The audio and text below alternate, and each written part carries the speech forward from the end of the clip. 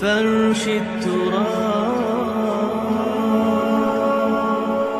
يضمني. میرا نام ہے محمد عمیر بیگ، میں ACMA کا اسٹوڈنٹ ہوں. میں نے آپ سے سوال پوچھنا تھا کہ پرسوں جو آپ نے جو لیکچر دیا تھا جمعے والے دن، اس میں یہ کہ اکثر آپ کی جتنی بھی تقاریر سنی ہیں اس میں اکثر آتا ہے کہ جیوز کا دنیا میں سر یہ ایجنڈا ہے، ہیکل سلیمانی تعمیر کرنا ہے، یہ کرنا ہے، یہ کرنا ہے، اور قیامت سے پہلے ان کی جڑ کاٹ دی جائے گی. پھر مسلمانوں کا ذکر آتا ہے کہ مسلمانوں کی تاریخ ہے، یہ ہے، وہ ہے. اکثر سننے میں یہ نہیں آیا کہ اتنے اس دنیا میں جیوز کا معاملہ یہ ہے، مسلم کا یہ ہے، یہ جو کرسچنز ہیں، جو ہندوازم ہے، یہ جو خدا کو نہیں مانتے، ان کا کوئی نہیں سننے میں آتا کہ یہ کیا ہے، کہ یہ کوئی پارٹیسپیشن ان کی نہیں ہے. صرف جیوز کا اور مسلمان کی سننے میں آتا ہے کہ جیوز نے عیسائیوں کا اپنے قبضے میں کیا ہوا ہے. تو یہ جو باقی جو قومز ہیں یہ کدھر ہے، ان کا کوئی تصور نہیں ملتا. آپ نے بہت صحیح بات کہی ہے. دیکھیے، قرآن مجید نے ایک خاص علاقے کی تاریخ اور ایک خاص علاقے کے مذاہب ہی کا تذکرہ کیا ہے. پوری دنیا کی ہسٹری اس نے بیان نہیں کی ہے. چین کا ذکر، ہند کا ذکر نہیں ہے. حالانکہ قرآن یہ کہتا ہے وَلِكُلِّ قَوْمٍ ہاد، ہر قوم کے لیے ہم نے ہادی بھیجے. تو ظاہر بات ہے چینیوں میں بھی کوئی نہ کوئی آئے ہوں گے، ہندوستان میں بھی آئے ہوں گے، یورپ میں بھی آئے ہوں گے. تو ہو ہی نہیں سکتا کہ نہ آئے ہوں. اور یہ بتایا گیا کہ نبی جو ہیں 1.25 لاکھ ہیں اور رسول 313 آئے. تو قرآن مجید میں تو میکسیمم 30 کا ذکر ہوگا، 28 29 30 اس سے زیادہ نہیں ہے. تو اس کا مطلب کیا ہے کہ اب یا تو پوری دنیا کا بتایا جاتا تو پہلے پوری دنیا کی تاریخ پڑھائی جائے لوگوں کو، پھر پوری دنیا کا جغرافیہ پڑھایا جائے. اس کی ضرورت نہیں تھی. یہ جو علاقہ ہے، یہ مڈل ایسٹ جسے آپ کہتے ہیں، اس مڈل ایسٹ کے اندر جو حضرت ابراہیم علیہ السلام، ان سے جو دین 3 نکلے ہیں، زیادہ ذکر قرآن میں انہی کا ہے.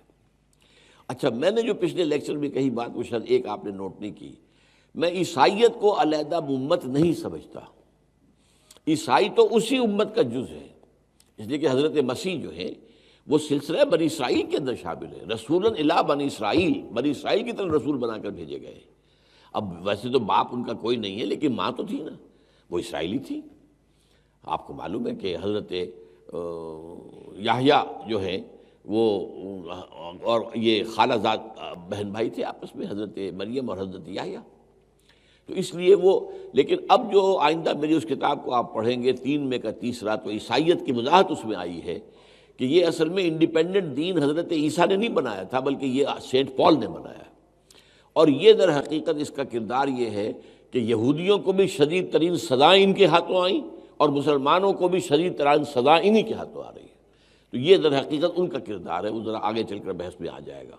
لیکن یہ کہ اور آخری وقت جو ہے جس کا ذکر کیا گیا ہے، جس کا ابھی کتاب کے آخر میں آپ کو ذکر ملے گا، وہ یہ ہے کہ جب حضرت مسیح آئیں گے علیہ السلام تو عیسائیت ختم ہو جائے گی اور وہ اسلام کے اندر مدغم ہو جائے گی. یہ ایک دین ہو جائے گا، عیسائی اور اسلام. اور یہودیت ختم ہو جائے گی، ایک یہودی قتل ہو جائے گا. تو اس طریقے سے ان 3 کا تو یہ انجام ہوگا. اس کے بعد آتا ہے کہ پھر جو ہیں یاجوج ماجوج حملہ آور ہوں گے. وہ معلوم ہوتا ہے کہ یہ نیشنز ہیں جن کا آپ ذکر کر رہے ہیں. یہ بعد میں آئیں گے. یہ پہلے سٹیج پر ان کا کوئی تعلق نہیں رہے گا. وہ پوری کنفرنٹیشن جو ہونی ہے وہ یہودی لیڈ کر رہے ہوں گے عیسائیوں کو، اور ادھر سے مسلمان ہوں گے. Christians led by Jews and versus Muslims. یہ ہیں وہ جو ملاحم جو ہے وہ آنے والے ہیں جلدی. اور جس کے اندر کہ سب سے بڑی جو ہے جس کو وہ کہتے ہیں آرمیگڈون، دی الملحمۃ العظمیٰ حدیث میں آتا ہے، اس میں یہی ہے. اصل میں سامنے کون ہوں گے؟ عیسائی. 80 علم ہوں گے، ہر علم کے نیچے 12,000 آدمی ہوگا. لیکن ان کے پیچھے جو ہے جو اصل جو ان کو موٹیویٹ کرنے والا اور کنٹرول کرنے والا اور پلاننگ دینے والا ہے وہ یہودی ہے. هي الحلقات تحفظني بآيات من القرآن، هي الحلقات تملأني بحب المصطفى العدنان.